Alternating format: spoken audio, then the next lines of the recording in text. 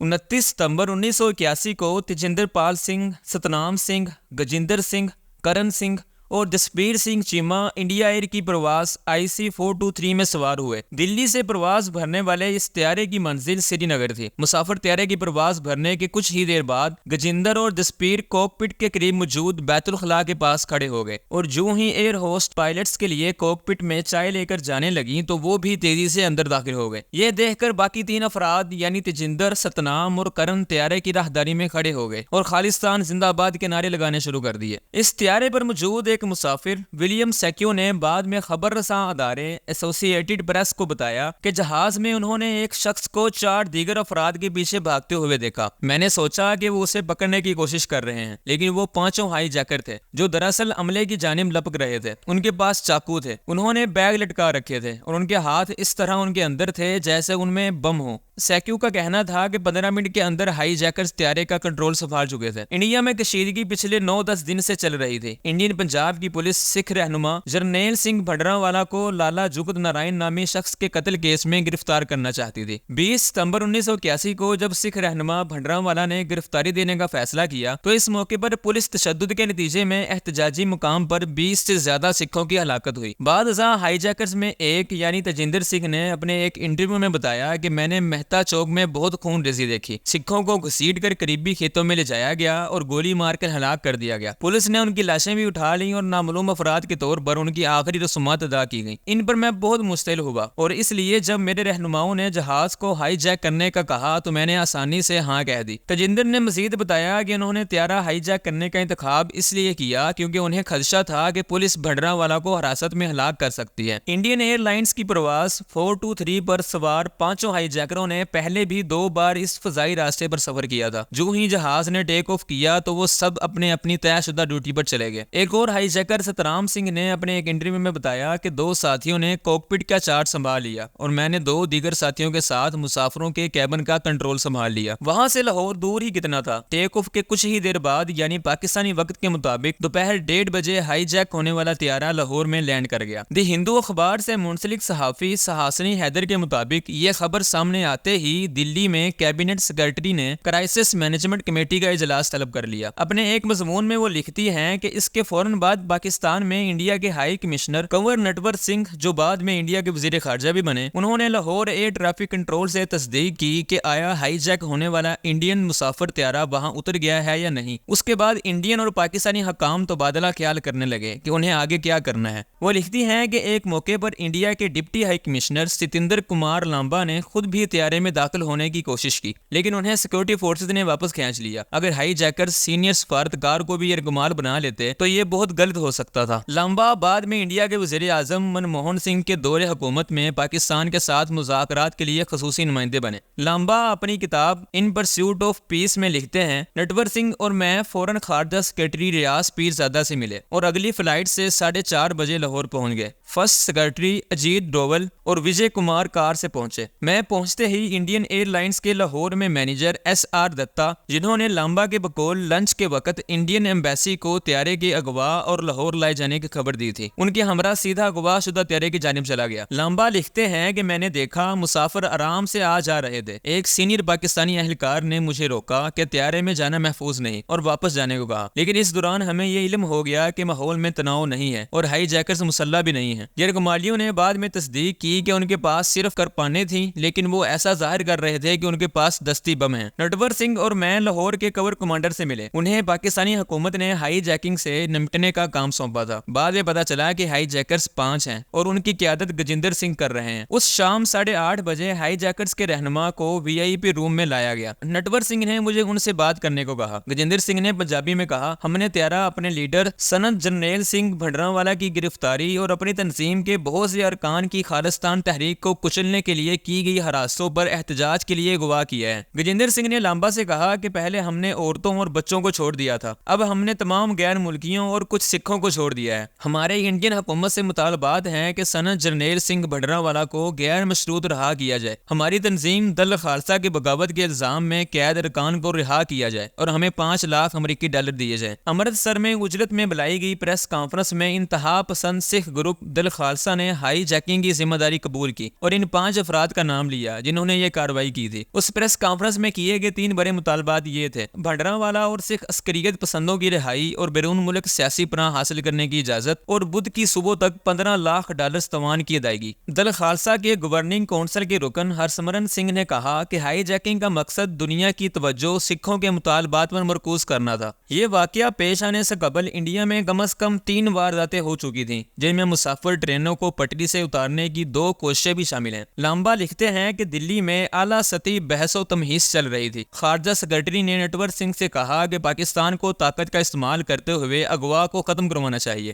آدھی رات کو نٹور سنگھ کی لیفٹیننٹ جنرل لودھی سے بات ہوئی تو جنرل لودھی نے انہیں بتایا کہ کمانڈو پہلے ہی طیارے کے ذریعے ایئرپورٹ پر لائے جا چکے ہیں۔ سہاسنی حیدر کے مطابق اگلی صبح جہاز پر سوار مسافروں کو ناشتہ دیا جا رہا تھا جب پاکستانی کمانڈوز حرکت میں آئے۔ ایلیٹ اسپیشل سروسز گروپ یعنی SSG سے تعلق رکھنے والے کمانڈوز نے اس قسم کے آپریشن کے لیے چند ماہ قبل اس وقت کے مغربی جرمنی میں تربیت حاصل کی تھی۔ انہوں نے جہاز کی ریکی مکمل کر رکھی تھی جس میں 5 ہائی جیکروں کی نقل و حرکت کی تفصیل بھی تھی۔ پچھلی رات کھانا دیتے ہوئے ایک کمانڈو کو سرور کے طور پر طیارے میں بھیجا گیا تھا۔ وہ کمانڈو ہتھیاروں کی جانچ کرنے کے لیے ہر ہائی جیکرز کے پاس سے گزرے تھے۔ ستنام سنگھ نے انٹرویو میں بتایا کہ پاکستانی کمانڈوز نے صفائی کے عملے کے بھیس میں جہاز میں داخل ہوئے اور ہم پر قابو پا لیا۔ ستنام سنگھ کو پیچھے سے ایک کمانڈو نے ٹکر ماری اور وہ طیارے کے دروازے سے نیچے گر گئے۔ ان کا کہنا تھا کہ چونکہ ہم میں سے کسی کے پاس کوئی ہتھیار نہیں تھا اس لیے ہم زیادہ دیر تک نہیں لڑ سکے اور جلد ہی حراست میں لے لیے گئے۔ ہائی جیکرز کی مطالبات پورا کرنے کی 10 بجے کی ڈیڈ لائن ختم ہونے سے بہت پہلے ہی جہاز میں سوار 45 یرغمالیوں کو بغیر کسی نقصان کے رہا کروا لیا گیا۔ اس کامیاب کارروائی کے بعد پاکستان کے ایک سرکاری اعلامیے میں کہا گیا کہ پاکستانی کمانڈوز نے آج صبح 7:45 پر ایک جرأت مندانہ کوشش میں انڈین ایئر لائنز کے بوئنگ 737 میں موجود 5 ہائی جیکروں پر قابو پا لیا اور تمام مسافروں اور عملے کو رہا کروا لیا۔ کوئی جانی نقصان نہیں ہوا۔ نیو یارک ٹائمز کے خصوصی نمائندے نے اپنی ایک رپورٹ میں لکھا کہ طیارے کی بازیابی کے بعد صدر ضیاء نے حکم دیا کہ رہا ہونے والے مسافروں کو لاہور کا دورہ کروایا جائے اور ہلٹن ہوٹل میں ان کے لنچ کا بندوبست کروایا جائے۔ ظہرانے کے بعد یرغمالیوں کو ہائی جیک کیے گئے طیارے میں سوار کر کے واپس دلی روانہ کر دیا گیا جہاں وہ اپنے 32 گھنٹے کے چکر کے بعد پرسکون نظر آئے۔ پاکستان کے صدر ضیاء الحق نے اپنے انڈین ہم منصب سنجیوا ریڈی سے اس تمام واقعے کے دوران 2 بار بات کی تھی اور انہیں پاکستان کے مکمل تعاون کی یقین دہانی کرائی تھی۔ ریڈی نے ضیاء سے ٹیلی فون پر بات کرتے ہوئے مضبوط اور مؤثر طریقے سے صورتحال سے نمٹنے کے لیے پاکستان کی تعریف کی۔ انڈین وزارت خارجہ کے ایک ترجمان نے اپنے بیان میں کہا کہ حکومت پاکستان کا تعاون مثبت اور مؤثر ہے۔ نٹور سنگھ نے لیفٹیننٹ جنرل SK لودھی کو مبارکباد دی جنہوں نے کمانڈو آپریشن کی ہدایات دی تھیں۔ اگلی صبح دلی میں کابینہ نے ایک قرارداد میں پاکستان اور اس کے صدر کی مدد پر شکریہ ادا کیا اور 5 ہائی جیکروں کی حوالگی کی باضابطہ درخواست کی۔ TCA راگھون نے اپنی کتاب دی پیپل نیکسٹ ڈور میں لکھا کہ ہائی جیکرز کو انڈیا کے حوالے نہیں کیا گیا بلکہ ان پر پاکستان ہی میں مقدمہ چلایا گیا۔ سن 1986 میں ہائی جیکرز کو عمر قید کی سزا سنائی گئی۔ جب بےنظیر بھٹو پاکستان کی وزیر اعظم بنی تو ان کی سزا میں کمی کی گئی اور آخرکار ستنام اور تجندر کو 2000 میں انڈیا واپس بھیج دیا گیا۔ انڈیا واپسی پر ستنام اور تجندر کو پھر سے عدالت کا سامنا تھا۔ پنجاب پولیس نے 2011 میں ان کے خلاف اضافی الزامات عائد کیے لیکن عدالت نے انہیں بری کر دیا۔ جہاں تک بات سکھوں کی عسکری تنظیم دل خالصہ کے رہنما اور ہائی جیکر گجیندر سنگھ کی ہے تو انڈین حکام کے مطابق وہ جیل سے رہائی کے بعد پاکستان میں ہی موجود رہے۔ انڈیا نے 2002 اور 2008 میں جن مطلوب افراد کی فہرست پاکستان کے حوالے کی تھی ان میں ان کا بھی نام شامل تھا۔ انڈیا کا کہنا تھا کہ جیل سے رہائی کے بعد وہ لاہور میں ہی رہائش پذیر تھے